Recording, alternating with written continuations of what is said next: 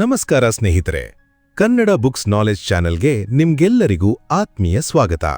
ಸ್ನೇಹಿತರೆ, ಇಂದು ನಾವು the courage to B ಡಿಸ್ಲೈಕ್ಡ್ ಎಂಬ ಅದ್ಭುತವಾದ ಪುಸ್ತಕದ ಬಗ್ಗೆ ತಿಳಿದುಕೊಳ್ಳಲಿದ್ದೇವೆ. ಆದರೆ ಈ ಪುಸ್ತಕದ ನಿಜವಾದ ಸಾರಾಂಶದೊಳಗೆ ಹೋಗುವ ಮುನ್ನ ಇದರ ಹಿನ್ನೆಲೆಯನ್ನು ನೀವು ಅರ್ಥ ಮಾಡಿಕೊಳ್ಳುವುದು ಬಹಳ ಮುಖ್ಯ. ಆಗ ಮಾತ್ರ ಈ ವಿಡಿಯೋ ನಿಮಗೆ ಸಂಪೂರ್ಣವಾಗಿ ಅರ್ಥವಾಗುತ್ತದೆ. ಈ ಪುಸ್ತಕವು ಯಾವುದೇ ಸಾಮಾನ್ಯ ಪುಸ್ತಕದಂತೆ ಪಾಠಗಳನ್ನು ಹೇಳುವುದಿಲ್ಲ. ಬದಲಾಗಿ ಇದು ಇಬ್ಬರು ವ್ಯಕ್ತಿಗಳ ನಡುವೆ ನಡೆಯುವ ಒಂದು ಬಿಸಿ ಚರ್ಚೆಯಾಗಿದೆ. ಒಂದು ಹಳೆಯ ನಗರದ ಹೊರವಲಯದಲ್ಲಿ ಒಬ್ಬ ವಯಸ್ಸಾದ ತತ್ವಜ್ಞಾನಿ ವಾಸಿಸುತ್ತಿರುತ್ತಾನೆ. ಆತನ ಪ್ರಕಾರ ಈ ಪ್ರಪಂಚ ತುಂಬಾ ಸರಳವಾಗಿದೆ ಮತ್ತು ಯಾರು ಬೇಕಾದರೂ ಯಾವ ಕ್ಷಣದಲ್ಲಿ ಬೇಕಾದರೂ ತಮ್ಮ ಜೀವನವನ್ನು ಬದಲಾಯಿಸಿಕೊಂಡು ಖುಷಿಯಾಗಿರಬಹುದು. ಇದೇ ಊರಿನಲ್ಲಿ ಒಬ್ಬ ಯುವಕ ಇರ್ತಾನೆ. ಅವನು ತನ್ನ ಜೀವನದ ಬಗ್ಗೆ, ತನ್ನ ಸುತ್ತಮುತ್ತಲಿನ ಜನರ ಬಗ್ಗೆ, ತನ್ನ ಕೆಲಸದ ಬಗ್ಗೆ ತುಂಬಾ ಬೇಸರದಿಂದ ಇರ್ತಾನೆ. ಅವನ ಪ್ರಕಾರ ಈ ಪ್ರಪಂಚ ತುಂಬಾ ಕಷ್ಟಕರವಾಗಿದೆ. ಯಾರೂ ಕೂಡ ಸುಲಭವಾಗಿ ಬದಲಾಗಲು ಅಥವಾ ಖುಷಿಯಾಗಿರಲು ಸಾಧ್ಯವೇ ಇಲ್ಲ. ಒಂದು ದಿನ ಈ ಯುವಕನಿಗೆ ತತ್ವಜ್ಞಾನಿಯ ಆ ಮಾತುಗಳ ಬಗ್ಗೆ, ಪ್ರಪಂಚ ಸರಳವಾಗಿದೆ ಎಂಬುದು ತಿಳಿಯುತ್ತದೆ. ಯುವಕನಿಗೆ ಅದು ಹಸಿಸುಳ್ಳು ಮತ್ತು ಕೇವಲ ಆದರ್ಶವಾದದ ಮಾತುಗಳು ಅಂತ ಅನಿಸುತ್ತದೆ. ಹೇಗಾದರೂ ಸರಿ, ಆ ವಯಸ್ಸಾದ ತತ್ವಜ್ಞಾನಿಯ ವಾದವನ್ನು ಸುಳ್ಳು ಎಂದು ಸಾಬೀತು ಮಾಡಲೇಬೇಕು, ಅವನನ್ನು ವಾದದಲ್ಲಿ ಸೋಲಿಸಲೇಬೇಕು ಎಂದು ಈ ಯುವಕ ನಿರ್ಧರಿಸುತ್ತಾನೆ. ಹೀಗೆ ತನ್ನ ಮನಸ್ಸಿನ ಎಲ್ಲಾ ಗೊಂದಲಗಳು, ಸಿಟ್ಟು ಮತ್ತು ಕಠಿಣವಾದ ಪ್ರಶ್ನೆಗಳನ್ನು ಹೊತ್ತುಕೊಂಡು ಆ ಯುವಕ ತತ್ವಜ್ಞಾನಿಯ ಮನೆಗೆ ಬರುತ್ತಾನೆ. ಈ ಯುವಕ ಮತ್ತು ತತ್ವಜ್ಞಾನಿಯ ನಡುವಿನ ಭೇಟಿಗಳು ಮತ್ತು ಸುದೀರ್ಘವಾದ ಚರ್ಚೆಗಳು ನಡೆಯುವುದು ರಾತ್ರಿಯ ಹೊತ್ತಿನಲ್ಲಿ. ಪ್ರಾಚೀನ ಕಾಲದ ಮಹಾನ್ ತತ್ವಜ್ಞಾನಿಗಳು ಕೂಡ ಇದೇ ರೀತಿ ಪ್ರಶ್ನೆ ಮತ್ತು ಉತ್ತರಗಳ ಮೂಲಕ ವಾದವಿವಾದಗಳನ್ನು ಮಾಡುತ್ತಿದ್ದರು. ಅದೇ ರೀತಿ ಈ ಯುವಕ ಮತ್ತು ತತ್ವಜ್ಞಾನಿಯ ನಡುವೆ ಸತತ 5 ರಾತ್ರಿಗಳ ಕಾಲ ಸುದೀರ್ಘವಾದ ಚರ್ಚೆ ನಡೆಯುತ್ತದೆ. ಆದ್ದರಿಂದಲೇ ಈ ಪುಸ್ತಕದಲ್ಲಿ ಸಾಮಾನ್ಯ ಅಧ್ಯಾಯಗಳ ಬದಲಾಗಿ 5 ರಾತ್ರಿಗಳು ಎಂದು ವಿಭಾಗ ಮಾಡಲಾಗಿದೆ. ನಾವು ಕೂಡ ಈಗ ಆ ಯುವಕನ ಜಾಗದಲ್ಲಿ ನಿಂತು ಆ 5 ರಾತ್ರಿಗಳ ಚರ್ಚೆಯನ್ನು ಒಂದೊಂದಾಗಿ ತಿಳಿದುಕೊಳ್ಳೋಣ. ಈ ಅದ್ಭುತವಾದ ಚರ್ಚೆಯೊಳಗೆ ಹೋಗುವ ಮುನ್ನ ನನ್ನದೊಂದು ಸಣ್ಣ ವಿನಂತಿ. ದಯವಿಟ್ಟು ಈ ವಿಡಿಯೋವನ್ನು ಲೈಕ್ ಮಾಡಿ ಮತ್ತು ಶೇರ್ ಮಾಡಿ. ಹಾಗೆಯೇ ನಮ್ಮ ಕನ್ನಡ ಬುಕ್ಸ್ ನಾಲೆಜ್ ಚಾನೆಲ್ಗೆ ಸಬ್ಸ್ಕ್ರೈಬ್ ಆಗುವ ಮೂಲಕ ಚಾನೆಲ್ನ ಮುಂದಿನ ಬೆಳವಣಿಗೆಗೆ ಸಹಾಯ ಮಾಡಿ. ನಿಮ್ಮ ಬೆಂಬಲವಿದ್ದರೆ ನಾವು ಇನ್ನಷ್ಟು ಉತ್ತಮ ಪುಸ್ತಕಗಳ ಮಾಹಿತಿಯನ್ನು ತರಲು ಸಾಧ್ಯವಾಗುತ್ತದೆ. ಬನ್ನಿ ಸ್ನೇಹಿತರೆ, ಈಗ ಆ ಯುವಕನ ಜೊತೆ ನಾವು ಕೂಡ ತತ್ವಜ್ಞಾನಿಯ ಮನೆಗೆ ಹೋಗಿ ಮೊದಲನೇ ರಾತ್ರಿಯ ಚರ್ಚೆಯನ್ನು ಶುರು ಮಾಡೋಣ. ಮೊದಲನೇ ರಾತ್ರಿ, ಮಾನಸಿಕ ಆಘಾತವನ್ನು, ಕಹಿ ನೆನಪುಗಳನ್ನು ನಿರಾಕರಿಸುವುದು. ಸ್ನೇಹಿತರೆ, ಕತ್ತಲಾವರಿಸಿದ ತಕ್ಷಣ ಆ ಯುವಕ ತತ್ವಜ್ಞಾನಿಯ ಮನೆಯ ಬಾಗಿಲು ತಟ್ಟುತ್ತಾನೆ. ಒಳಗೆ ಹೋದ ತಕ್ಷಣ ಅವರಿಬ್ಬರ ನಡುವೆ ನೇರವಾದ ಚರ್ಚೆ ಶುರುವಾಗುತ್ತದೆ. ಯುವಕ ತತ್ವಜ್ಞಾನಿಗೆ ಒಂದು ಪ್ರಶ್ನೆ ಕೇಳುತ್ತಾನೆ: ಮನುಷ್ಯರು ನಿಜವಾಗಿಯೂ ಬದಲಾಗಲು ಸಾಧ್ಯವೇ ಎಂದು. ಅದಕ್ಕೆ ತತ್ವಜ್ಞಾನಿ ಬಹಳ ಶಾಂತವಾಗಿ, ಖಂಡಿತ ಸಾಧ್ಯ, ಯಾರು ಬೇಕಾದರೂ ಬದಲಾಗಬಹುದು ಮತ್ತು ಸಂತೋಷದಿಂದ ಇರಬಹುದು ಎಂದು ಉತ್ತರಿಸುತ್ತಾರೆ.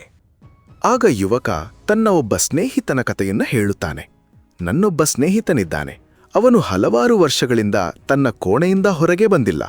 ಹೊರಗೆ ಬರಲು ಪ್ರಯತ್ನಿಸಿದರೆ ಅವನಿಗೆ ವಿಪರೀತ ಭಯವಾಗುತ್ತದೆ, ಕೈಕಾಲು ನಡುಗುತ್ತದೆ. ಇದಕ್ಕೆ ಕಾರಣ ಅವನ ಬಾಲ್ಯದಲ್ಲಿ ನಡೆದ ಯಾವುದೋ ಒಂದು ಕಹಿ ಘಟನೆ.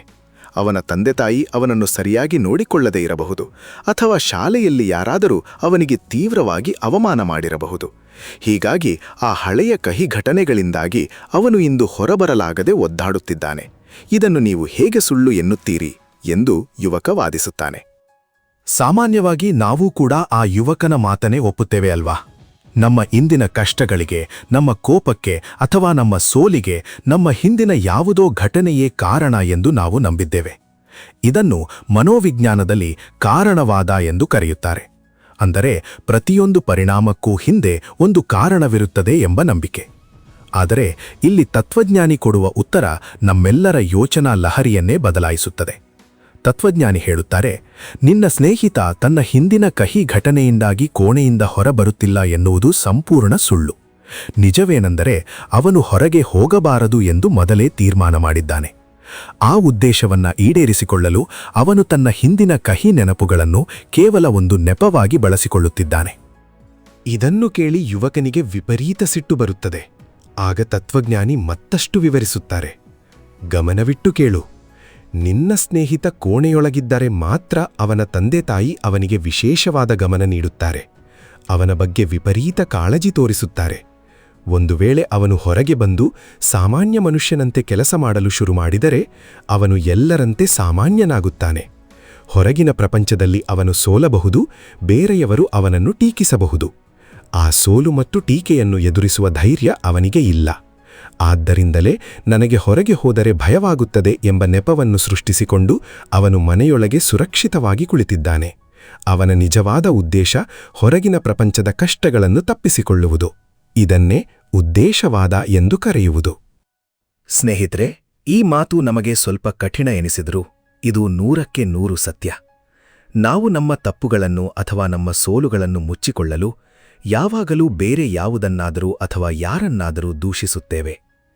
ನಮ್ಮ ಸೋಲಿಗೆ ನಮ್ಮ ಪರಿಸ್ಥಿತಿ, ನಮ್ಮ ಬಡತನ ಅಥವಾ ನಮ್ಮ ಕುಟುಂಬ ಕಾರಣ ಎಂದು ನೆಪ ಹೇಳುತ್ತೇವೆ.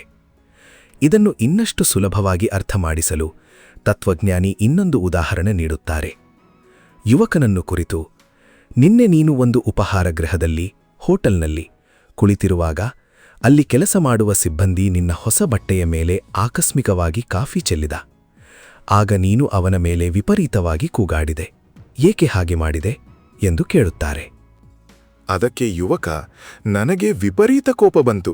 ಆ ಕೋಪವನ್ನು ತಡೆಯಲಾಗದೆ ನಾನು ಕೂಗಾಡಿದೆ. ಅದರಲ್ಲಿ ನನ್ನ ತಪ್ಪೇನಿದೆ ಎನ್ನುತ್ತಾನೆ. ಆಗ ತತ್ವಜ್ಞಾನಿ ನಗುತ್ತಾ ಹೇಳುತ್ತಾರೆ, ಇಲ್ಲ, ಕೋಪ ಬಂದಿದ್ದರಿಂದ ನೀನು ಕೂಗಾಡಲಿಲ್ಲ. ಬದಲಾಗಿ ಆ ಸಿಬ್ಬಂದಿ ನಿನ್ನ ಮಾತನ್ನು ಕೇಳಬೇಕು, ಅವನು ನಿನ್ನ ಮುಂದೆ ತಲೆಬಾಗಿ ಕ್ಷಮೆ ಕೇಳಬೇಕು ಎಂಬುದು ನಿನ್ನ ಉದ್ದೇಶವಾಗಿತ್ತು. ಆ ಉದ್ದೇಶವನ್ನು ಪೂರೈಸಿಕೊಳ್ಳಲು ಕೋಪ ಎಂಬ ಅಸ್ತ್ರವನ್ನು ನೀನು ಬಳಸಿಕೊಂಡೇ ಅಷ್ಟೇ. ನೀನು ಬೇಕಿದ್ದರೆ ಶಾಂತವಾಗಿ ಕೂಡ, ಪರವಾಗಿಲ್ಲ, ದಯವಿಟ್ಟು ಇದನ್ನು ಒರೆಸಿ ಎಂದು ಹೇಳಬಹುದಿತ್ತು. ಆದರೆ ನಿನಗೆ ತಕ್ಷಣ ನಿನ್ನ ಅಧಿಕಾರವನ್ನು ತೋರಿಸಬೇಕಿತ್ತು. ಅದಕ್ಕಾಗಿ ಕೋಪವನ್ನು ಬೇಕೆಂದೇ ಸೃಷ್ಟಿಸಿಕೊಂಡೆ. ಇದನ್ನು ಕೇಳಿದ ಯುವಕನಿಗೆ ಆಶ್ಚರ್ಯದ ಜೊತೆಗೆ ದಿಗ್ಭ್ರಮೆಯಾಗುತ್ತದೆ. ತಾನು ಇಷ್ಟು ದಿನ ನಂಬಿದ್ದ ಸತ್ಯವೆಲ್ಲ ಸುಳ್ಳು ಎಂದು ಅವನಿಗೆ ನಿಧಾನವಾಗಿ ಅರ್ಥವಾಗಲು ಶುರುವಾಗುತ್ತದೆ. ಸ್ನೇಹಿತರೆ, ಮೊದಲನೇ ರಾತ್ರಿಯ ಚರ್ಚೆಯಿಂದ ನಾವು ಕಲಿಯಬೇಕಾದ ಅತಿ ಮುಖ್ಯವಾದ ಪಾಠವೇನೆಂದರೆ, ನಮ್ಮ ಜೀವನವನ್ನು ನಮ್ಮ ಹಿಂದಿನ ಕಹಿ ಘಟನೆಗಳು ನಿರ್ಧರಿಸುವುದಿಲ್ಲ. ಆ ಘಟನೆಗಳಿಗೆ ನಾವು ಯಾವ ಅರ್ಥವನ್ನು ಕೊಡುತ್ತೇವೆ ಎಂಬುದು ನಮ್ಮ ಜೀವನವನ್ನು ನಿರ್ಧರಿಸುತ್ತದೆ. ನಮಗೆ ಏನಾಗಿದೆ ಎನ್ನುವುದು ಮುಖ್ಯವಲ್ಲ, ಆಗಿರುವ ಘಟನೆಯನ್ನು ನಾವು ಹೇಗೆ ಬಳಸಿಕೊಳ್ಳುತ್ತೇವೆ ಎಂಬುದು ಮುಖ್ಯ. ನಾವು ನಮ್ಮ ಹಿಂದಿನ ಕಹಿ ನೆನಪುಗಳಿಗೆ ಬಲಿಯಾದವರಲ್ಲ. ಬದಲಾಗಲು ನಮಗೆ ಬೇರೆ ಯಾರದ್ದೋ ಸಹಾಯ ಬೇಕಾಗಿಲ್ಲ. ನಮಗೆ ಬೇಕಾಗಿರುವುದು ಕೇವಲ ಒಂದೇ ಒಂದು ವಸ್ತು, ಅದೇ ಬದಲಾಗುವ ಧೈರ್ಯ. ನಾವು ನಮ್ಮ ಜೀವನವನ್ನು ಹೊಸದಾಗಿ ಶುರು ಮಾಡಲು ಈ ಕ್ಷಣವೇ, ಇದೇ ದಿನವೇ ಸಾಧ್ಯವಿದೆ. ಈ ವಾದವನ್ನು ಕೇಳಿದ ಮೇಲೆ ಯುವಕನ ಮನಸ್ಸಿನಲ್ಲಿ ಮತ್ತಷ್ಟು ಗೊಂದಲಗಳು ಶುರುವಾಗುತ್ತವೆ. ಹಾಗಾದರೆ ಮನುಷ್ಯನಿಗೆ ಬರುವ ಎಲ್ಲಾ ಕಷ್ಟಗಳಿಗೂ ದುಃಖಗಳಿಗೂ ಕಾರಣವೇನು ಎಂದು ಅವನು ಮತ್ತೊಂದು ದೊಡ್ಡ ಪ್ರಶ್ನೆಯನ್ನು ಕೇಳುತ್ತಾನೆ. ಅದಕ್ಕೆ ತತ್ವಜ್ಞಾನಿ ಕೊಡುವ ಉತ್ತರವೇನು? ಮನುಷ್ಯನ ಎಲ್ಲಾ ದುಃಖಗಳಿಗೂ ಅಸಲಿ ಕಾರಣ ಎಲ್ಲಿದೆ? ಇದನ್ನು ನಾವು 2ನೇ ರಾತ್ರಿಯ ಚರ್ಚೆಯಲ್ಲಿ ಸಂಪೂರ್ಣವಾಗಿ ತಿಳಿದುಕೊಳ್ಳೋಣ. 2ನೇ ರಾತ್ರಿ.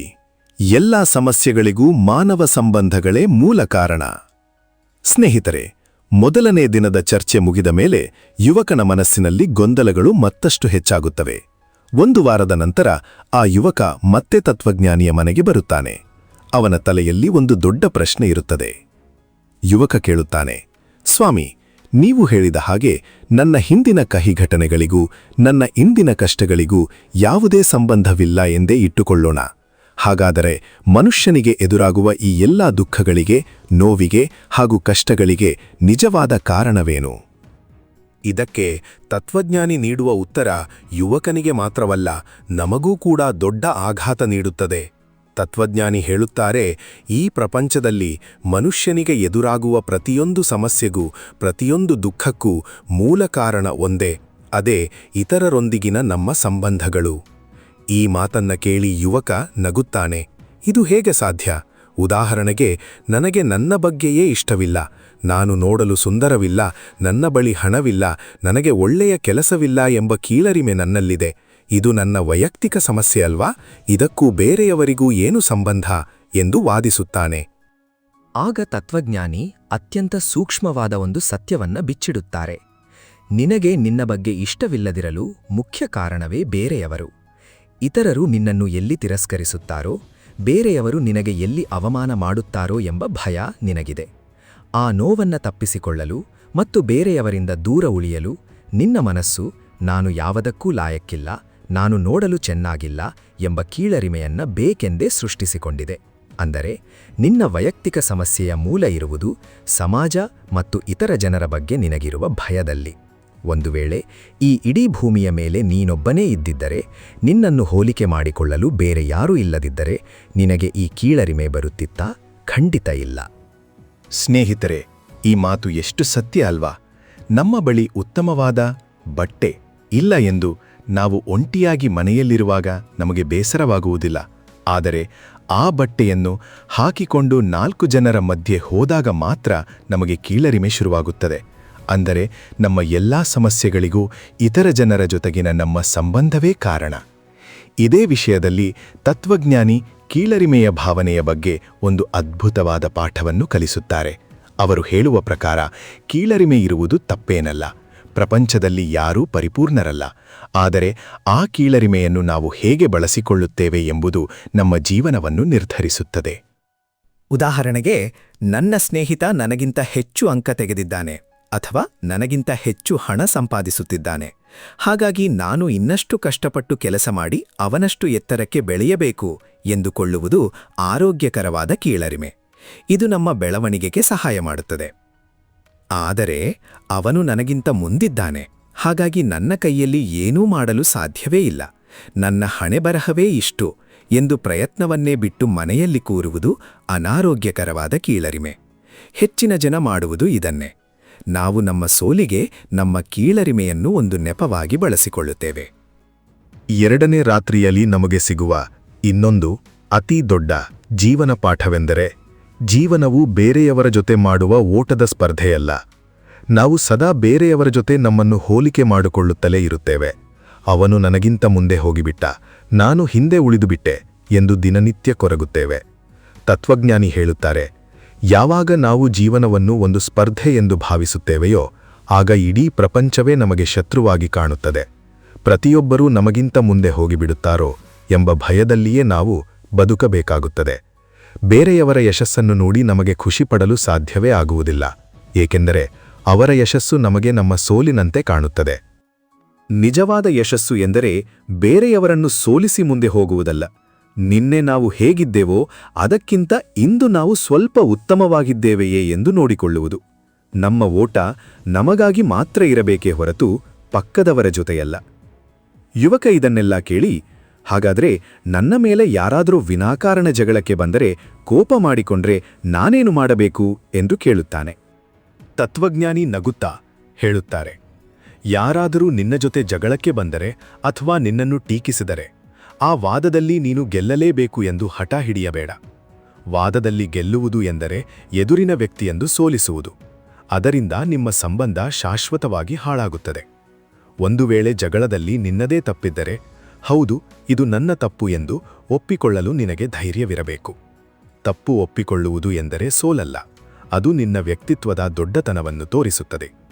ನಿನ್ನ ಗುರಿ ಕೇವಲ ಸತ್ಯದ ಕಡೆಗೆ ಇರಬೇಕೇ ಹೊರತು ಇನ್ನೊಬ್ಬರನ್ನು ಸೋಲಿಸುವ ಕಡೆಗೆ ಇರಬಾರದು. ಸ್ನೇಹಿತರೆ, ಈ 2ನೇ ರಾತ್ರಿಯಿಂದ ನಾವು ಕಲಿಯಬೇಕಾದ ಅತಿ ಮುಖ್ಯವಾದ ಸಾರಾಂಶ ಇಷ್ಟೇ: ಬೇರೆಯವರ ಜೊತೆ ನಿಮ್ಮನ್ನು ಹೋಲಿಕೆ ಮಾಡಿಕೊಳ್ಳುವುದನ್ನು ಇಂದೇ ಬಿಟ್ಟುಬಿಡಿ. ಈ ಜಗತ್ತಿನಲ್ಲಿ ಯಾರೂ ನಿಮ್ಮ ಶತ್ರುಗಳಲ್ಲ, ಎಲ್ಲರೂ ಅವರವರ ದಾರಿಯಲ್ಲಿ ಸಾಗುತ್ತಿರುವ ಪ್ರಯಾಣಿಕರು ಅಷ್ಟೇ. ನಿಮ್ಮ ಕೀಳರಿಮೆಯನ್ನು ನಿಮ್ಮ ಬೆಳವಣಿಗೆಗೆ ಮೆಟ್ಟಿಲಾಗಿ ಮಾಡಿಕೊಳ್ಳಿ ಹೊರತು ಸೋಲಿಗ ನೆಪವಾಗಿ ಅಲ್ಲ. ತತ್ವಜ್ಞಾನಿಯ ಈ ಎಲ್ಲಾ ಮಾತುಗಳನ್ನು ಕೇಳಿದ ಯುವಕನಿಗೆ ವಿಷಯ ನಿಧಾನವಾಗಿ ಅರ್ಥವಾಗುತ್ತಾ ಬರುತ್ತದೆ. ಆದರೂ ಅವನ ಮನಸ್ಸಿನಲ್ಲಿ ಒಂದು ಅಹಂಕಾರ ಇರುತ್ತದೆ. ಅವನು ಮತ್ತೊಂದು ಪ್ರಶ್ನೆಯನ್ನು ಎಸೆಯುತ್ತಾನೆ: ನಾವು ಬೇರೆಯವರ ಜೊತೆ ಸ್ಪರ್ಧೆ ಮಾಡುವುದು ಬೇಡ ಎನ್ನುವುದು ಸರಿ, ಆದರೆ ಇತರರು ನನ್ನನ್ನು ಹೊಗಳಬೇಕು, ನಾನು ಮಾಡಿದ ಕೆಲಸವನ್ನು ಸಮಾಜ ಗುರುತಿಸಬೇಕು ಎಂಬ ಆಸೆ ಮನುಷ್ಯನಿಗೆ ಇರಬಾರದಾ? ಎಲ್ಲರೂ ನನ್ನನ್ನು ಮೆಚ್ಚಿಕೊಳ್ಳಬೇಕು ಎಂದು ಬಯಸುವುದು ತಪ್ಪಾ ಎಂದು ಕೇಳುತ್ತಾನೆ. ಇದಕ್ಕೆ ತತ್ವಜ್ಞಾನಿ ನೀಡುವ ಉತ್ತರ ನಮ್ಮೆಲ್ಲರ ಕಣ್ಣು ತೆರೆಸುತ್ತದೆ ಮತ್ತು ಈ ಇಡೀ ಪುಸ್ತಕದ ಅತ್ಯಂತ ಪ್ರಮುಖವಾದ ಭಾಗವದು. ಬೇರೆಯವರು ನಮ್ಮನ್ನು ಹೊಗಳಬೇಕು ಎಂದು ನಾವು ಬಯಸಬಾರದೇಕೆ? ಬೇರೆಯವರ ಮೆಚ್ಚುಗೆಗಾಗಿ ಬದುಕುವುದು ನರಕ ಏಕೆ? ಈ ಅದ್ಭುತವಾದ ವಿಷಯವನ್ನು ನಾವು 3ನೇ ರಾತ್ರಿಯ ಚರ್ಚೆಯಲ್ಲಿ ಸಂಪೂರ್ಣವಾಗಿ ತಿಳಿದುಕೊಳ್ಳೋಣ. 3ನೇ ರಾತ್ರಿ ಇತರರ ಮೆಚ್ಚುಗೆಗಾಗಿ ಬದುಕುವುದನ್ನು ಬಿಡುವುದು ಮತ್ತು ಕಾರ್ಯಗಳ ವಿಭಜನೆ. ಸ್ನೇಹಿತರೆ, 2ನೇ ರಾತ್ರಿಯ ಅದ್ಭುತವಾದ ಚರ್ಚೆಯ ನಂತರ ಯುವಕ 3ನೇ ಬಾರಿ ತತ್ವಜ್ಞಾನಿಯನ್ನು ಭೇಟಿಯಾಗುತ್ತಾನೆ. ಈ ಬಾರಿ ಯುವಕನ ಮನಸ್ಸಿನಲ್ಲಿ ಒಂದು ಬಲವಾದ ಪ್ರಶ್ನೆ ಇರುತ್ತದೆ.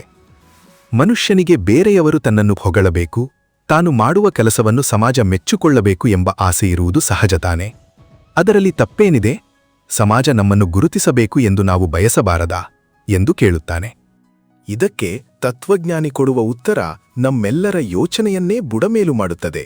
ಅವರು ಹೇಳುತ್ತಾರೆ, ಇತರರು ನಿನ್ನನ್ನು ಮೆಚ್ಚಿಕೊಳ್ಳಬೇಕು, ನಿನ್ನನ್ನು ಹೊಗಳಬೇಕು ಎಂದು ಬಯಸುವುದು ಮನುಷ್ಯ ಮಾಡುವ ಅತಿದೊಡ್ಡ ತಪ್ಪು. ನೀನು ಹುಟ್ಟಿರುವುದು ಬೇರೆಯವರ ನಿರೀಕ್ಷೆಗಳನ್ನು ಪೂರೈಸುವುದಕ್ಕಾಗಿ ಅಲ್ಲ. ಅದೇ ರೀತಿ ಈ ಪ್ರಪಂಚದಲ್ಲಿರುವ ಬೇರೆ ಯಾವ ವ್ಯಕ್ತಿಯೂ ನಿನ್ನ ನಿರೀಕ್ಷೆಯಂತೆ ಬದುಕುವುದಿಲ್ಲ. ಬೇರೆಯವರ ಮೆಚ್ಚುಗಾಗಿ ನೀನು ಬದುಕಲು ಶುರು ಮಾಡಿದರೆ ಅದು ನಿನ್ನ ಜೀವನವಾಗಿರುವುದಿಲ್ಲ, ಅದು ಸಂಪೂರ್ಣವಾಗಿ ಬೇರೆಯವರ ಜೀವನವಾಗುತ್ತದೆ. ಈ ಮಾತು ನಮಗೆ ಸ್ವಲ್ಪ ವಿಚಿತ್ರ ಎನಿಸಬಹುದು. ಆದರೆ ಒಮ್ಮೆ ಯೋಚಿಸಿ ನೋಡಿ, ನಾವು ಮಾಡುವ ಅರ್ಧಕ್ಕಿಂತ ಹೆಚ್ಚು ಕೆಲಸಗಳನ್ನು ಬೇರೆಯವರಿಗಾಗಿಯೇ ಮಾಡುತ್ತೇವೆ ಅಲ್ವಾ? ನಾನು ಹೀಗೆ ಮಾಡಿದರೆ ಪಕ್ಕದ ಮನೆಯವರು ಏನಂದುಕೊಳ್ಳುತ್ತಾರೋ, ನನ್ನ ಸಂಬಂಧಿಕರು ನನ್ನನ್ನು ಟೀಕಿಸುತ್ತಾರೋ ಎಂಬ ಭಯದಲ್ಲೇ ನಾವು ನಮಗೆ ಇಷ್ಟವಾದ ಕೆಲಸಗಳನ್ನು ಮಾಡದೆ ಸುಮ್ಮನಾಗುತ್ತೇವೆ. ಎಲ್ಲರಿಗೂ ಒಳ್ಳೆಯವನಾಗಬೇಕು ಎಂದು ಹೊರಟು ಕೊನೆಗೆ ನಮ್ಮ ಸ್ವಂತ ಖುಷಿಯನ್ನೇ ಕೊಲೆ ಮಾಡಿಕೊಳ್ಳುತ್ತೇವೆ. ಇದನ್ನೇ ತತ್ವಜ್ಞಾನಿ ವಿರೋಧಿಸುವುದು. ಇದಕ್ಕೆ ಪರಿಹಾರವೇನು? ಈ ಸಮಸ್ಯೆಯಿಂದ ಹೊರಬರಲು ತತ್ವಜ್ಞಾನಿ ಒಂದು ಅದ್ಭುತವಾದ ನಿಯಮವನ್ನು ಹೇಳಿಕೊಡುತ್ತಾರೆ. ಅದೇ ಕಾರ್ಯಗಳ ವಿಭಜನೆ ಅಥವಾ ಕೆಲಸಗಳ ವಿಭಜನೆ. ಯಾವುದೇ ಒಂದು ಸಮಸ್ಯೆ ಎದುರಾದಾಗ ನಾವು ಮೊದಲು ಕೇಳಿಕೊಳ್ಳಬೇಕಾದ ಪ್ರಶ್ನೆ ಎಂದರೆ, ಇದು ಯಾರ ಕೆಲಸ ಅಥವಾ ಇದು ಯಾರ ಜವಾಬ್ದಾರಿ? ಒಂದು ಕೆಲಸ ಯಾರಿಗೆ ಸೇರಿದ್ದು ಎಂದು ಕಂಡುಹಿಡಿಯುವುದು ಹೇಗೆ? ಆ ಕೆಲಸದ ಅಂತಿಮ ಫಲಿತಾಂಶ ಯಾರಿಗೆ ಸಿಗುತ್ತದೆಯೋ ಅದು ಅವರ ಕೆಲಸ. ನಮಗೆ ಸಂಬಂಧಪಡದ ಕೆಲಸದಲ್ಲಿ ನಾವು ಮೂಗು ತೂರಿಸಬಾರದು ಮತ್ತು ನಮ್ಮ ಕೆಲಸದಲ್ಲಿ ಬೇರೆಯವರನ್ನು ಮೂಗು ತೂರಿಸಲು ಬಿಡಬಾರದು. ಇದನ್ನು ಅರ್ಥಮಾಡಿಕೊಳ್ಳಲು ತತ್ವಜ್ಞಾನಿ ಮಗು ಮತ್ತು ಓದಿನ ಉದಾಹರಣೆ ನೀಡುತ್ತಾರೆ. ಒಂದು ಮಗು ಸರಿಯಾಗಿ ಓದುತ್ತಿಲ್ಲ ಎಂದಿಟ್ಟುಕೊಳ್ಳಿ. ಆಗ ತಂದೆತಾಯಿ ಏನು ಮಾಡುತ್ತಾರೆ? ಮಗುವಿಗೆ ಬೈಯುತ್ತಾರೆ, ಹೊಡೆಯುತ್ತಾರೆ, ನೀನು ಓದಲೇಬೇಕು ಎಂದು ಒತ್ತಾಯ ಮಾಡುತ್ತಾರೆ. ಆದರೆ ತತ್ವಜ್ಞಾನಿ ಕೇಳುತ್ತಾರೆ, ಓದುವುದು ಯಾರ ಕೆಲಸ? ಓದದೇ ಹೋದರೆ ಭವಿಷ್ಯದಲ್ಲಿ ಕಷ್ಟಪಡುವವರು ಯಾರು? ಖಂಡಿತ ಆ ಮಗು. ಹಾಗಾಗಿ ಓದುವುದು ಮಗುವಿನ ಕೆಲಸವೇ ಹೊರತು ತಂದೆತಾಯಿಯ ಕೆಲಸವಲ್ಲ. ಇದರರ್ಥ ತಂದೆತಾಯಿ ಮಗುವನ್ನು ಹಾಗೆಯೇ ಬಿಟ್ಟು ಬಿಡಬೇಕು ಎಂದಲ್ಲ. ಮಗುವಿಗೆ ಓದುವ ವಾತಾವರಣ ನಿರ್ಮಿಸಿಕೊಡಬಹುದು, ಸಹಾಯ ಮಾಡಬಹುದು. ಆದರೆ ನೀನು ಓದಲೇಬೇಕು ಎಂದು ಒತ್ತಾಯಿಸುವ ಹಕ್ಕು ಅವರಿಗಿಲ್ಲ. ಬೇರೆಯವರ ಕೆಲಸದಲ್ಲಿ ನಾವು ಒತ್ತಾಯಪೂರ್ವಕವಾಗಿ ಮೂಗು ತೂರಿಸಿದಾಗಲೇ ಜಗಳಗಳು ಶುರುವಾಗುವುದು ಮತ್ತು ಸಂಬಂಧಗಳು ಹಾಳಾಗುವುದು. ಇದೇ ನಿಯಮವನ್ನು ನಮ್ಮ ಕೆಲಸದ ಸ್ಥಳಕ್ಕೂ ಅನ್ವಯಿಸಬಹುದು.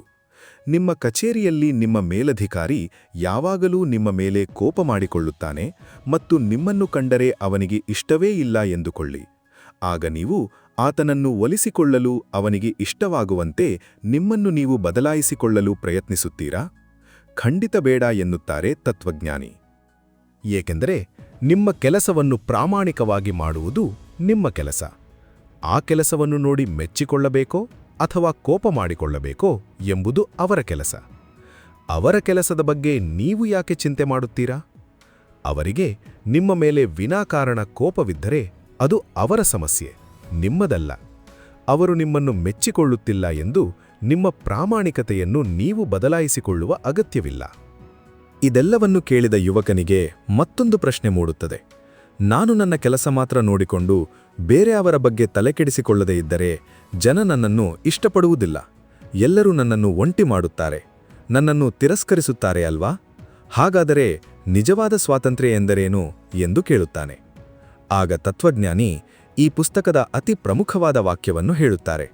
ನಿಜವಾದ ಸ್ವಾತಂತ್ರ್ಯ ಎಂದರೆ ಬೇರೆಯವರಿಂದ ತಿರಸ್ಕರಿಸಲ್ಪಡುವ ಧೈರ್ಯ ಹೊಂದುವುದು.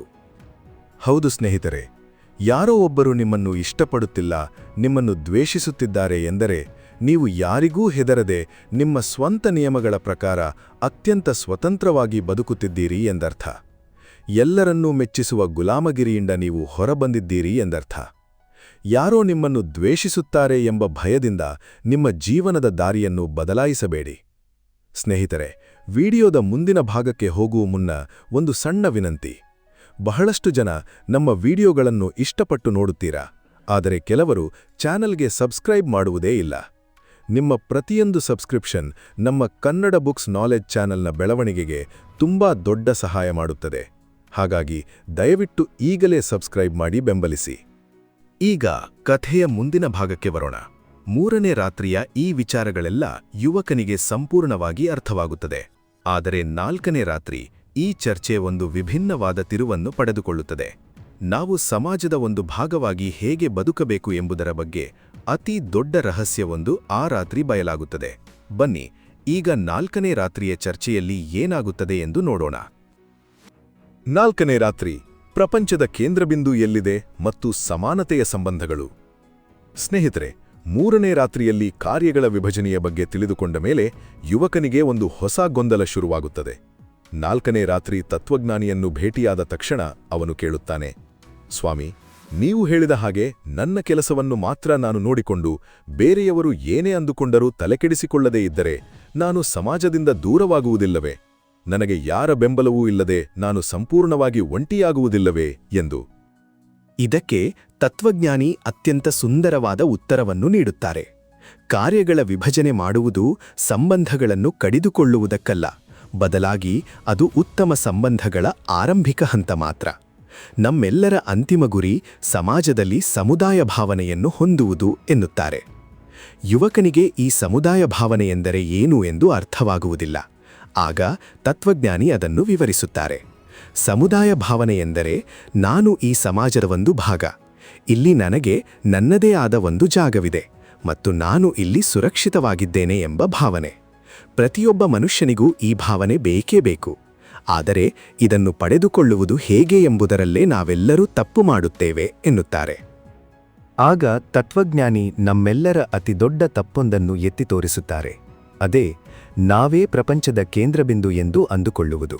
ಸಾಮಾನ್ಯವಾಗಿ ನಾವೆಲ್ಲರೂ ಏನಂದುಕೊಳ್ಳುತ್ತೇವೆ?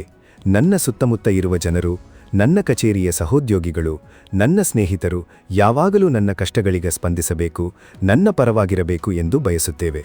ಬೇರೆಯವರು ನಮಗೆ ಏನು ಮಾಡುತ್ತಾರೆ ಎಂದು ನಾವು ಕಾಯುತ್ತಿರುತ್ತೇವೆ. ಒಂದು ವೇಳೆ ಅವರು ನಮ್ಮ ನಿರೀಕ್ಷೆಯಂತೆ ನಡೆದುಕೊಳ್ಳದಿದ್ದರೆ ನಮಗೆ ವಿಪರೀತ ಕೋಪ ಬರುತ್ತದೆ. ಅವರು ನನಗೆ ಮೋಸ ಮಾಡಿದರು, ಅವರು ಸ್ವಾರ್ಥಿಗಳು ಎಂದು ದೂಷಿಸುತ್ತೇವೆ. ತತ್ವಜ್ಞಾನಿ ಹೇಳುತ್ತಾರೆ, ನೀನು ಪ್ರಪಂಚದ ಕೇಂದ್ರಬಿಂದು ಅಲ್ಲ, ನೀನು ಈ ಇಡೀ ಪ್ರಪಂಚದ ಒಂದು ಸಣ್ಣ ಭಾಗ ಮಾತ್ರ. ಹಾಗಾಗಿ ಬೇರೆಯವರು ನಿನಗೆ ಏನು ಮಾಡುತ್ತಾರೆ ಎಂದು ಕಾಯುವುದನ್ನು ಬಿಟ್ಟುಬಿಡು. ಬದಲಾಗಿ ನಾನು ಈ ಸಮಾಜಕ್ಕೆ ಅಥವಾ ನನ್ನ ಜೊತೆ ಇರುವ ಜನರಿಗೆ ಏನು ನೀಡಬಲ್ಲೆ ಎಂದು ಯೋಚಿಸು. ಯಾವಾಗ ನೀನು ಬೇರೆಯವರಿಗೆ ಸಹಾಯ ಮಾಡಲು, ನಿನ್ನಂದಾದ ಕೊಡುಗೆಯನ್ನು ನೀಡಲು ಶುರು ಮಾಡುತ್ತೀಯೋ, ಆಗ ನಿನಗೆ ಸಮಾಜದಲ್ಲಿ ಒಂದು ಬೆಲೆ ಸಿಗುತ್ತದೆ. ಆವಾಗಲೇ ನಿನಗೆ ನಾನು ಕೂಡ ಈ ಸಮಾಜದ ಒಂದು ಭಾಗ ಎಂಬ ನಿಜವಾದ ಸಮುದಾಯ ಭಾವನೆ ಸಿಗುವುದು. ಸ್ನೇಹಿತರೆ, ಇದು ಎಷ್ಟೊಂದು ಆಳವಾದ ಮಾತು ಅಲ್ವಾ? ನಾವು ಯಾವಾಗಲೂ ತೆಗೆದುಕೊಳ್ಳುವವರ ಬಗ್ಗೆ ಯೋಚಿಸುತ್ತೇವೆಯೇ ಹೊರತು ಕೊಡುವವರ ಬಗ್ಗೆ ಯೋಚಿಸುವುದಿಲ್ಲ. ಇದಾದ ನಂತರ ತತ್ವಜ್ಞಾನಿ ಇನ್ನೊಂದು ದೊಡ್ಡ ನಿಯಮವನ್ನ ಹೇಳುತ್ತಾರೆ. ನಮ್ಮೆಲ್ಲರ ಸಂಬಂಧಗಳು ಹೇಗಿರಬೇಕು ಎಂಬುದರ ಬಗ್ಗೆ ಇದು ವಿವರಿಸುತ್ತದೆ. ಸಮಾಜದಲ್ಲಿ 2 ರೀತಿಯ ಸಂಬಂಧಗಳಿರುತ್ತವೆ. ಒಂದು ಮೇಲು ಕೀಳಿನ ಸಂಬಂಧಗಳು, ಮತ್ತೊಂದು ಸಮಾನತೆಯ ಸಂಬಂಧಗಳು. ಮೇಲು ಕೀಳಿನ ಸಂಬಂಧ ಎಂದರೆ ಒಬ್ಬರು ದೊಡ್ಡವರು ಮತ್ತೊಬ್ಬರು ಸಣ್ಣವರು ಎಂದು ಭಾವಿಸುವುದು. ಉದಾಹರಣೆಗೆ ಕಚೇರಿಯ ಮುಖ್ಯಸ್ಥ ಮತ್ತು ಕೆಲಸಗಾರ, ಅಥವಾ ತಂದೆ ತಾಯಿ ಮತ್ತು ಮಕ್ಕಳು. ಆದರೆ ಈ ಪುಸ್ತಕದ ಪ್ರಕಾರ ನಾವು ಯಾರೊಂದಿಗೂ ಇಂತಹ ಮೇಲು ಕೀಳಿನ ಸಂಬಂಧವನ್ನು ಇಟ್ಟುಕೊಳ್ಳಬಾರದು. ಪ್ರತಿಯೊಬ್ಬರೊಂದಿಗೂ ಸಮಾನತೆಯ ಸಂಬಂಧವನ್ನು ಮಾತ್ರ ಹೊಂದಿರಬೇಕು. ಅಂದರೆ ನಮ್ಮ ಕೆಲಸಗಳು ಬೇರೆ ಬೇರೆಯಾಗಿರಬಹುದು, ಆದರೆ ಮನುಷ್ಯರಾಗಿ ನಾವೆಲ್ಲರೂ ಸಮಾನರು ಎಂದು ನಂಬುವುದು. ಇದನ್ನು ಕೇಳಿ ಯುವಕನಿಗೆ ಆಶ್ಚರ್ಯವಾಗುತ್ತದೆ. ನಾನು ಮತ್ತು ನನ್ನ ಕಚೇರಿಯ ಮುಖ್ಯಸ್ಥರು ಸಮಾನರು ಎಂದು ಹೇಗೆ ಹೇಳಲು ಸಾಧ್ಯ? ಅವರು ನನಗಿಂತ ಮೇಲಿನ ಸ್ಥಾನದಲ್ಲಿದ್ದಾರೆ ಎಂದು ವಾದಿಸುತ್ತಾನೆ. ಆಗ ತತ್ವಜ್ಞಾನಿ ನಮ್ಮ ಸಮಾಜದಲ್ಲಿರುವ ಅತಿದೊಡ್ಡ ತಪ್ಪು ಕಲ್ಪನೆಯೊಂದನ್ನು ಒಡೆಯುತ್ತಾರೆ. ಅದೇ ಹೊಗಳುವುದು ಮತ್ತು ಬೈಯುವುದು. ತತ್ವಜ್ಞಾನಿ ಹೇಳುತ್ತಾರೆ, ನೀನು ಎಂದಿಗೂ ಯಾರನ್ನೂ ಹೊಗಳಬಾರದು ಮತ್ತು ಯಾರನ್ನೂ ಬೈಯಬಾರದು. ಯುವಕನಿಗೆ ದಿಗ್ಭ್ರಮೆಯಾಗುತ್ತದೆ. ಯಾರಾದರೂ ತಪ್ಪು ಮಾಡಿದರೆ ಬೈಯಬಾರದು ಎನ್ನುವುದು ಸರಿ, ಆದರೆ ಯಾರಾದರೂ ಒಳ್ಳೆಯ ಕೆಲಸ ಮಾಡಿದರೆ ಅವರನ್ನು ಹೊಗಳಬಾರದು ಎನ್ನುವುದು ಎಂತಹ ವಿಚಿತ್ರವಾದ ಮಾತು ಎಂದು ಕೇಳುತ್ತಾನೆ. ಅದಕ್ಕೆ ತತ್ವಜ್ಞಾನಿಯ ವಿವರಣೆ ಹೀಗಿದೆ: ಗಮನವಿಟ್ಟು ಕೇಳು. ಹೊಗಳುವುದು ಎಂಬುದು ಯಾವಾಗಲೂ ಮೇಲಿನ ಸ್ಥಾನದಲ್ಲಿರುವ ವ್ಯಕ್ತಿ ಕೆಳಗಿನ ಸ್ಥಾನದಲ್ಲಿರುವ ವ್ಯಕ್ತಿಗೆ ಮಾಡುವ ತೀರ್ಪು. ಉದಾಹರಣೆಗೆ, ಒಬ್ಬ ತಾಯಿ ತನ್ನ ಮಗುವಿಗೆ ನೀನು ತುಂಬಾ ಒಳ್ಳೆಯ ಕೆಲಸ ಮಾಡಿದೆ, ಭೇಷ್ ಎಂದು ಹೊಗಳುತ್ತಾಳೆ. ಆದರೆ ಅದೇ ಮಗು ತನ್ನ ತಾಯಿಗೆ, ಅಮ್ಮ ನೀನು ಅಡುಗೆ ಮಾಡಿದ್ದು ತುಂಬಾ ದೊಡ್ಡ ಕೆಲಸ, ಭೇಷ್ ಎಂದು ಹೊಗಳುತ್ತದಾ? ಇಲ್ಲ ತಾನೆ? ಅಂದರೆ ಹೊಗಳುವುದು ಎನ್ನುವುದು ಒಬ್ಬರನ್ನು ನಮ್ಮ ನಿಯಂತ್ರಣದಲ್ಲಿಟ್ಟುಕೊಳ್ಳಲು ಬಳಸುವ ಒಂದು ಸಾಧನ. ಇದು ಮೇಲು ಕೀಳಿನ ಸಂಬಂಧವನ್ನು ಸೃಷ್ಟಿಸುತ್ತದೆ. ಯುವಕನಿಗೆ ಇದು ಹೌದಲ್ಲವಾ ಎಂದು ಅನ್ನಿಸುತ್ತದೆ. ಆಗ ಅವನು, ಹಾಗಾದರೆ ಯಾರಾದರೂ ಒಳ್ಳೆಯ ಕೆಲಸ ಮಾಡಿದಾಗ ಅಥವಾ ನಮಗೆ ಸಹಾಯ ಮಾಡಿದಾಗ ನಾವೇನು ಮಾಡಬೇಕು? ಅವರನ್ನು ಹೇಗೆ ಪ್ರೋತ್ಸಾಹಿಸಬೇಕು ಎಂದು ಕೇಳುತ್ತಾನೆ. ತತ್ವಜ್ಞಾನಿ ನಗುತ್ತಾ ಹೇಳುತ್ತಾರೆ, ಹೊಗಳುವ ಬದಲು ಕೃತಜ್ಞತೆಯನ್ನು ಸಲ್ಲಿಸು. ಅಂದರೆ ತುಂಬಾ ಒಳ್ಳೆಯ ಕೆಲಸ ಮಾಡಿದೆ ಎಂದು ಹೇಳುವ ಬದಲು, ಧನ್ಯವಾದಗಳು, ನಿನ್ನ ಈ ಕೆಲಸದಿಂದ ನನಗೆ ತುಂಬಾ ಸಹಾಯವಾಯಿತು, ನನಗೆ ತುಂಬಾ ಖುಷಿಯಾಯಿತು ಎಂದು ಹೇಳು. ಹೊಗಳಿಕೆ ಎನ್ನುವುದು ಮೇಲಿಂದ ಕೆಳಗೆ ಬರುವ ತೀರ್ಪು. ಆದರೆ ಕೃತಜ್ಞತೆ ಎನ್ನುವುದು ಸಮಾನರ ನಡುವೆ ನಡೆಯುವ ವಿನಿಮಯ. ಯಾವಾಗ ನೀನು ಒಬ್ಬ ವ್ಯಕ್ತಿಗೆ ಕೃತಜ್ಞತೆ ಸಲ್ಲಿಸುತ್ತೀಯೋ ಆಗ ಆ ವ್ಯಕ್ತಿಗೆ ನಾನು ಬೇರೆಯವರಿಗೆ ಉಪಯೋಗವಾಗುತ್ತಿದ್ದೇನೆ ಎಂಬ ಅರಿವಾಗುತ್ತದೆ. ಈ ಅರಿವೇ ಅವನಿಗೆ ಜಗತ್ತಿನಲ್ಲಿ ಅತ್ಯಂತ ದೊಡ್ಡ ಧೈರ್ಯ ಮತ್ತು ಖುಷಿಯನ್ನು ನೀಡುತ್ತದೆ. ಸ್ನೇಹಿತರೆ, 4ನೇ ರಾತ್ರಿಯ ಈ ಅದ್ಭುತ ಚರ್ಚೆಯಿಂದ ನಾವು ಕಲಿಯಬೇಕಾದ ಸಾರಾಂಶವಿಷ್ಟೇ: ಈ ಪ್ರಪಂಚದಲ್ಲಿ ಯಾರೂ ನಮಗಿಂತ ಮೇಲಲ್ಲ, ಯಾರೂ ನಮಗಿಂತ ಕೀಳಲ್ಲ. ಪ್ರಪಂಚ ನಮ್ಮ ಸುತ್ತ ಸುತ್ತುವುದಿಲ್ಲ, ನಾವೇ ಪ್ರಪಂಚದ ಒಂದು ಸಣ್ಣ ಭಾಗ. ಬೇರೆಯವರಿಂದ ಹೊಗಳಿಕೆಗಾಗಿ ಕಾಯುವುದನ್ನು ಬಿಟ್ಟು ಇತರರಿಗೆ ನಮ್ಮ ಕೈಲಾದ ಸಹಾಯ ಮಾಡಬೇಕು. ಹೊಗಳುವುದರ ಬದಲು ಧನ್ಯವಾದ ಹೇಳುವ ಅಭ್ಯಾಸವನ್ನು ಮಾಡಿಕೊಳ್ಳಬೇಕು. ತತ್ವಜ್ಞಾನಿಯ ಈ ಎಲ್ಲಾ ಮಾತುಗಳು ಯುವಕನ ಮನಸ್ಸಿನಲ್ಲಿದ್ದ ಅಹಂಕಾರವನ್ನು, ಕೀಳರಿಮೆಯನ್ನು ಮತ್ತು ಕತ್ತಲೆಯನ್ನು ಸಂಪೂರ್ಣವಾಗಿ ನಾಶ ಮಾಡುತ್ತವೆ. ಅವನಿಗೆ ಎಲ್ಲವೂ ಅರ್ಥವಾಗುತ್ತದೆ. ಆದರೆ ಈಗ ಅವನ ಮನಸ್ಸಿನಲ್ಲಿ ಕೊನೆಯ ಮತ್ತು ಅತ್ಯಂತ ಪ್ರಮುಖವಾದ ಪ್ರಶ್ನೆಯೊಂದು ಉಳಿದಿರುತ್ತದೆ. ಸ್ವಾಮಿ, ನೀವು ಹೇಳಿದ ಹಾಗೆ ನಾನು ಬೇರೆಯವರ ಹೊಗಳಿಕೆಗಾಗಿ ಕಾಯಬಾರದು. ನನ್ನ ಕೆಲಸವನ್ನು ನಾನು ಮಾಡಬೇಕು, ಎಲ್ಲರನ್ನೂ ಸಮಾನವಾಗಿ ನೋಡಬೇಕು. ಇದೆಲ್ಲ ಸರಿ. ಆದರೆ ನಿಜವಾದ ಸಂತೋಷ ಎಂದರೇನು? ಮನುಷ್ಯನಿಗೆ ಬದುಕಿನಲ್ಲಿ ಖುಷಿ ಸಿಗುವುದು ಹೇಗೆ ಎಂದು ಕೇಳುತ್ತಾನೆ. ಇದಕ್ಕೆ ತತ್ವಜ್ಞಾನಿ ನೀಡುವ ಉತ್ತರವೇ ಈ ಇಡೀ ಪುಸ್ತಕದ ಅಂತಿಮ ಸಾರಾಂಶ ಮತ್ತು ನಮ್ಮ ಜೀವನದ ಅತಿ ದೊಡ್ಡ ರಹಸ್ಯ. ಜೀವನದಲ್ಲಿ ನಿಜವಾದ ಸಂತೋಷ ಎಲ್ಲಿ ಅಡಗಿದೆ ಎಂಬುದನ್ನು ನಾವು 5ನೇ ಮತ್ತು ಕೊನೆಯ ರಾತ್ರಿಯ ಚರ್ಚೆಯಲ್ಲಿ ಸಂಪೂರ್ಣವಾಗಿ ತಿಳಿದುಕೊಳ್ಳೋಣ. ಸ್ನೇಹಿತರೆ, ವಿಡಿಯೋದ ಈ ಭಾಗ ನಿಮಗೆ ಇಷ್ಟವಾಗಿದ್ರೆ ದಯವಿಟ್ಟು ವಿಡಿಯೋವನ್ನು ಲೈಕ್ ಮಾಡಿ.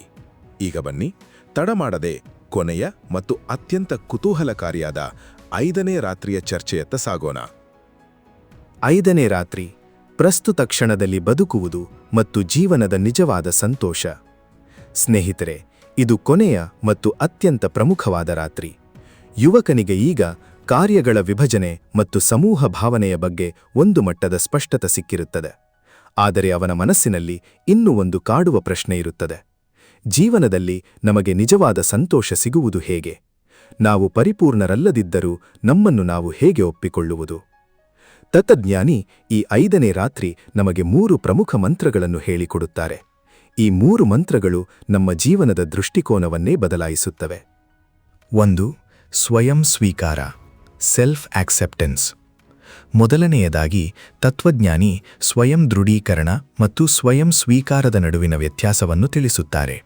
ಸಾಮಾನ್ಯವಾಗಿ ಜನರು ನನ್ನ ಕೈಯಲ್ಲಿ ಎಲ್ಲವೂ ಸಾಧ್ಯ, ನಾನು ಶಕ್ತಿಶಾಲಿ ಎಂದು ಸುಳ್ಳುಸುಳ್ಳೇ ತಮ್ಮನ್ನು ತಾವು ನಂಬಿಸಿಕೊಳ್ಳಲು ಪ್ರಯತ್ನಿಸುತ್ತಾರೆ. ಇದನ್ನು ತತ್ವಜ್ಞಾನಿ ವಿರೋಧಿಸುತ್ತಾರೆ. ಅದರ ಬದಲಾಗಿ ನನ್ನಲ್ಲಿ ಈ ಕೊರತೆಗಳಿವೆ, ನಾನು ಇದರಲ್ಲಿ ಅಸಮರ್ಥನಾಗಿದ್ದೇನೆ ಎಂಬ ಕಟು ಸತ್ಯವನ್ನು ಮೊದಲು ಒಪ್ಪಿಕೊಳ್ಳಬೇಕು.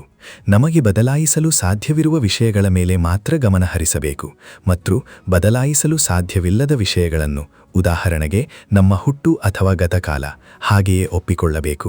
ಇದುವೇ ನಿಜವಾದ ಶಾಂತಿಗೆ ಮೊದಲ ಮೆಟ್ಟಿಲು. 2. ಇತರರ ಮೇಲೆ ನಂಬಿಕೆ, ಕಾನ್ಫಿಡೆನ್ಸ್ ಇನ್ ಅದರ್ಸ್. ನಾವು ಸಮಾಜದಲ್ಲಿ ಬದುಕುವಾಗ ಇತರರ ಮೇಲೆ ಸಂಶಯ ಪಡುವುದನ್ನು ಬಿಡಬೇಕು.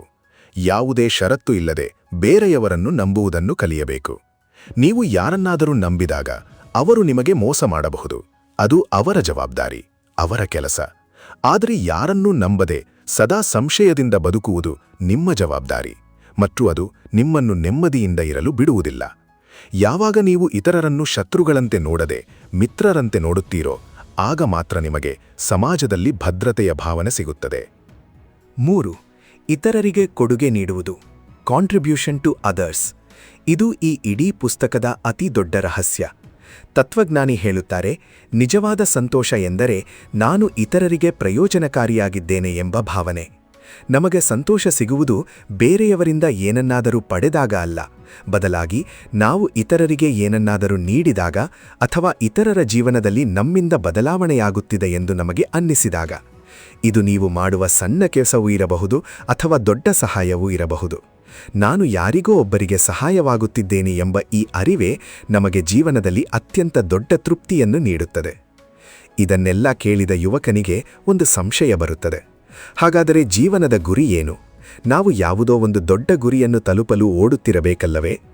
ತತ್ವಜ್ಞಾನಿ ಇದಕ್ಕೆ ಬಹಳ ಸುಂದರವಾದ ಉತ್ತರ ನೀಡುತ್ತಾರೆ. ಅವರು ಜೀವನವನ್ನು ಒಂದು ನೃತ್ಯಕ್ಕೆ ಹೋಲಿಸುತ್ತಾರೆ. ನೃತ್ಯ ಮಾಡುವಾಗ ನಮ್ಮ ಗುರಿ ಎಲ್ಲೋ ಒಂದು ಕಡೆ ತಲುಪುವುದಾಗಿರುವುದಿಲ್ಲ. ಆ ನೃತ್ಯದ ಪ್ರತಿ ಕ್ಷಣವನ್ನು ಆನಂದಿಸುವುದೇ ಅದರ ಉದ್ದೇಶವಾಗಿರುತ್ತದೆ. ಹಾಗೆಯೇ ಜೀವನ ಎಂದರೆ ಯಾವುದೋ ಒಂದು ಗುರಿಯನ್ನು ತಲುಪುವ ಓಟವಲ್ಲ. ಜೀವನ ಎಂದರೆ ಈಗ ನಡೆಯುತ್ತಿರುವ ಪ್ರತಿ ಕ್ಷಣಗಳನ್ನು ಅರ್ಥಪೂರ್ಣವಾಗಿ ಬದುಕುವುದು. ಜೀವನವು ಒಂದು ರೇಖೆಯಲ್ಲ, ಬದಲಾಗಿ ಅದು ಅಸಂಖ್ಯಾತ ಚುಕ್ಕೆಗಳ ಸರಣಿ ಎನ್ನುತ್ತಾರೆ ತತ್ವಜ್ಞಾನಿ. ಅಂದರೆ ಗತಕಾಲ ಎಂಬುದು ಮುಗಿದು ಹೋಗಿದೆ, ಭವಿಷ್ಯ ಎಂಬುದು ಇನ್ನೂ ಬಂದಿಲ್ಲ. ನಮ್ಮ ಕೈಯಲ್ಲಿರುವುದು ಕೇವಲ ಈ ಕ್ಷಣ ಮಾತ್ರ. ನೀವು ಈ ಕ್ಷಣದಲ್ಲಿ ಪ್ರಾಮಾಣಿಕವಾಗಿ ಬದುಕಿದರೆ, ಈ ಕ್ಷಣದಲ್ಲಿ ಬೇರೆಯವರಿಗೆ ಸಹಾಯವಾಗುವಂತೆ ನಡೆದರೆ ನಿಮ್ಮ ಜೀವನ ಈಗಾಗಲೇ ಪರಿಪೂರ್ಣವಾಗಿದೆ ಎಂದರ್ಥ. ಯುವಕನಿಗೆ ಈಗ ಅರ್ಥವಾಗುತ್ತದೆ, ನಮಗೆ ಅಪರಿಪೂರ್ಣರಾಗಿರುವ ಧೈರ್ಯ ಬೇಕು, ಬೇರೆಯವರಿಂದ ದ್ವೇಷಿಸಲ್ಪಡುವ ಧೈರ್ಯ ಬೇಕು, ಮತ್ತು ಎಲ್ಲಕ್ಕಿಂತ ಹೆಚ್ಚಾಗಿ ಈ ಕ್ಷಣದಲ್ಲಿ ಸಂತೋಷವಾಗಿರುವ ಧೈರ್ಯ ಬೇಕು. ಆ 5ನೇ ರಾತ್ರಿಯ ಕೊನೆಯಲ್ಲಿ ಆ ಯುವಕನ ಮನಸ್ಸಿನಲ್ಲಿದ್ದ ಎಲ್ಲಾ ಪ್ರಶ್ನೆಗಳಿಗೂ ಉತ್ತರ ಸಿಕ್ಕಿರುತ್ತದೆ. ಅವನು ತನ್ನ ಹಳೆಯ ದ್ವೇಷ, ಕೀಳರಿಮೆ ಮತ್ತು ಅಹಂಕಾರಗಳನ್ನು ಆ ತತ್ವಜ್ಞಾನಿಯ ಮನೆಯಲ್ಲೇ ಬಿಟ್ಟು ಒಬ್ಬ ಹೊಸ ಮನುಷ್ಯನಾಗಿ ಹೊರಬರುತ್ತಾನೆ. ತಾನು ಬದಲಾಗಲು ಸಿದ್ಧ ಎಂಬ ಆತ್ಮವಿಶ್ವಾಸ ಅವನಲ್ಲಿ ಮೂಡುತ್ತದೆ. ಸ್ನೇಹಿತರೆ, ಇಲ್ಲಿಗೆ ದ ಕರೇಜ್ ಟು ಬಿ ಡಿಸ್ಲೈಕ್ಡ್ ಪುಸ್ತಕದ ಅದ್ಭುತವಾದ 5 ರಾತ್ರಿಗಳ ಚರ್ಚೆ ಮುಕ್ತಾಯವಾಗುತ್ತದೆ. ನಮ್ಮ ಹಿಂದಿನ ಕಹಿ ನೆನಪುಗಳನ್ನು ನೆಪವಾಗಿ ನೀಡದೆ, ಬೇರೆಯವರ ಮೆಚ್ಚುಗೆಗಾಗಿ ನಮ್ಮ ಖುಷಿಯನ್ನು ತ್ಯಾಗ ಮಾಡದೆ, ಪ್ರಸ್ತುತ ಕ್ಷಣದಲ್ಲಿ ನಮಗಾಗಿ ನಾವು ಬದುಕುವುದೇ ನಿಜವಾದ ಸ್ವಾತಂತ್ರ್ಯ ಮತ್ತು ಸಂತೋಷ. ಈ ವಿಡಿಯೋ ನಿಮ್ಮ ಜೀವನದ ದೃಷ್ಟಿಕೋನವನ್ನು ಸ್ವಲ್ಪ ಮಟ್ಟಿಗಾದರೂ ಬದಲಾಯಿಸಿದೆ ಎಂದು ನಾನು ದೃಢವಾಗಿ ನಂಬಿದ್ದೇನೆ. ಈ 5 ರಾತ್ರಿಗಳ ಪಾಠಗಳಲ್ಲಿ ನಿಮಗೆ ಯಾವ ವಿಷಯ ಅತ್ಯಂತ ಹೆಚ್ಚು ಇಷ್ಟವಾಯಿತು ಅಥವಾ ನಿಮ್ಮ ಜೀವನಕ್ಕೆ ಯಾವುದು ತುಂಬ ಹತ್ತಿರವಾಯಿತು ಎಂಬುದನ್ನು ದಯವಿಟ್ಟು ಕಮೆಂಟ್ ಮೂಲಕ ತಿಳಿಸಿ. ನಿಮ್ಮ ಪ್ರತಿಯೊಂದು ಕಮೆಂಟ್ ಕೂಡ ನಮಗೆ ಬಹಳ ಮುಖ್ಯ. ಈ ಸಂಪೂರ್ಣ ವಿಡಿಯೋ ಸಿದ್ಧಪಡಿಸಲು ಸಾಕಷ್ಟು ಶ್ರಮ ಮತ್ತು ಸಮಯ ವಿನಿಯೋಗಿಸಲಾಗಿದೆ. ನಮ್ಮ ಈ ಪ್ರಾಮಾಣಿಕ ಪ್ರಯತ್ನ ನಿಮಗೆ ಇಷ್ಟವಾಗಿದ್ದರೆ ದಯವಿಟ್ಟು ವಿಡಿಯೋವನ್ನು ಈಗಲೇ ಲೈಕ್ ಮಾಡಿ ಮತ್ತು ನಿಮ್ಮ ಸ್ನೇಹಿತರು, ಸಂಬಂಧಿಕರು ಹಾಗೂ ಕುಟುಂಬದವರೊಂದಿಗೆ ಶೇರ್ ಮಾಡಿ. ಹಾಗೆಯೇ ನಮ್ಮ ಕನ್ನಡ ಬುಕ್ಸ್ ನಾಲೆಡ್ಜ್ ಚಾನೆಲ್ಗೆ ನೀವು ನೀಡುವ ಬೆಂಬಲವೇ ನಮಗೆ ಅತಿ ದೊಡ್ಡ ಶಕ್ತಿ. ದಯವಿಟ್ಟು ಚಾನೆಲ್ಗೆ ಸಬ್ಸ್ಕ್ರೈಬ್ ಆಗುವ ಮೂಲಕ ನಮ್ಮ ಚಾನೆಲ್ನ ನಿರಂತರ ಬೆಳವಣಿಗೆಗೆ ಸಹಾಯ ಮಾಡಿ. ನಿಮ್ಮ ಈ ಪ್ರೋತ್ಸಾಹದಿಂದ ನಿಮಗೆ ಇನ್ನಷ್ಟು ಉತ್ತಮ ಪುಸ್ತಕಗಳ ಮೌಲ್ಯಯುತ ಮಾಹಿತಿಯನ್ನು ನೀಡಲು ನಮಗೆ ಸಾಧ್ಯವಾಗುತ್ತದೆ. ಮುಂದಿನ ವಿಡಿಯೋದಲ್ಲಿ ಮತ್ತೊಂದು ಅದ್ಭುತವಾದ ಪುಸ್ತಕದ ಜೊತೆ ಸಿಗೋಣ. ಎಲ್ಲರಿಗೂ ಧನ್ಯವಾದಗಳು.